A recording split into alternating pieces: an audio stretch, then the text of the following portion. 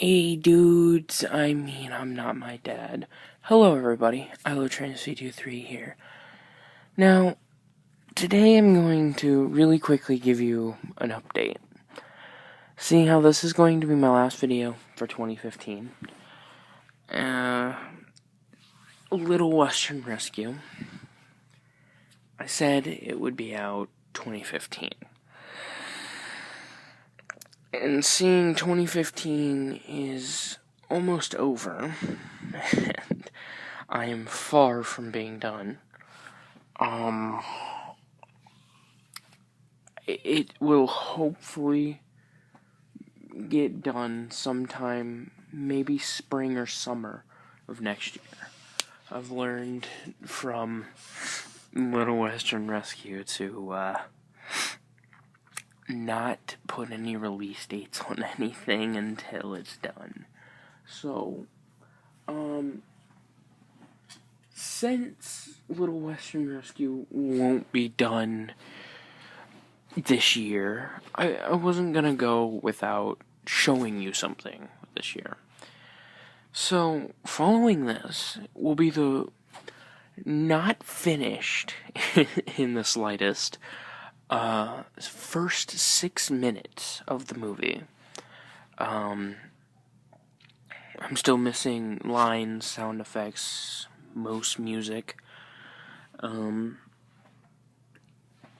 So there's some stuff in there that might not actually make it into the real movie, and there's some other stuff in there that will be changed and such.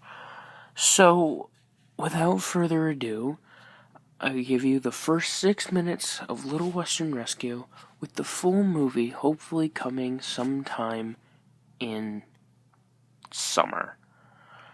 So, until then, Merry Christmas, Happy New Year, and see you all in 2016.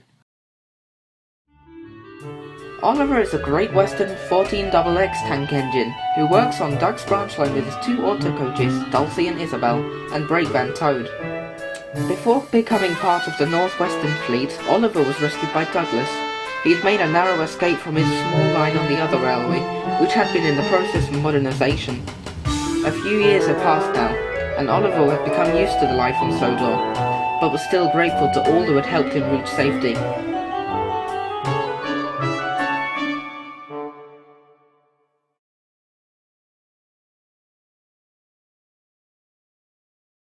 At the sheds one day, the Fat Controller arrived just as the engines were about to head off to work.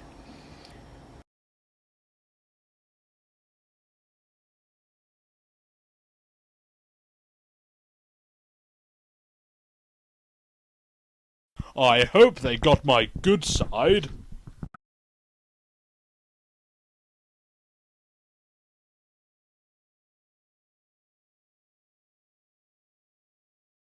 Does that mean thousands of people are going to be able to see my interview? Past my buffers, we're going to be famous.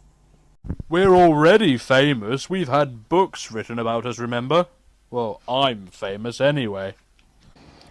All of the engines whistled happily. They weren't used to being on TV.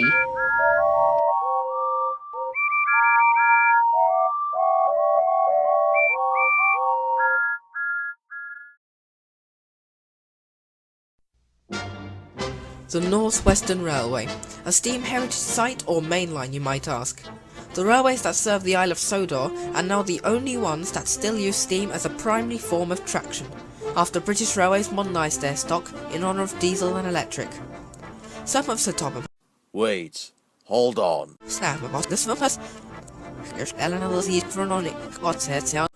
I recognise that engine.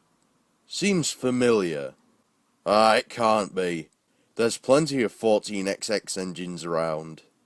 Unlikely that's the one I'm thinking of. their stock in honour of diesel and electric. Some of Sir Topham Hatt's, controller of the railway's engines, have been on the line since its earliest days. Like this one for example, number 1, the well-known Thomas the Tank Engine. Well, I was built in Brighton at the turn of the century, but I've worked here all my life. First as station pilot, and now as main engine on the Farquhar branch.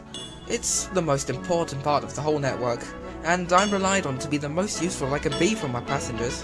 However, unlike Thomas, some engines have only lived on the island for a few years, after being salvaged from the modernised mainland. Engines such as numbers 9 and 10, Donald and Douglas, who used to be numbered 5, 7, 6, 4, 6 and 7. Also, engines like XBR number 1436, Oliver, who arrived complete with Great Western Autocoach and 20-ton brake van. X number 1436? No wonder I recognise him. That's my engine.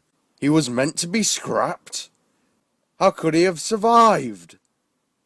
That's it. I'm heading back to Sodor. Getting back the engine that's rightfully mine. He'll be worth a fortune in scrap value.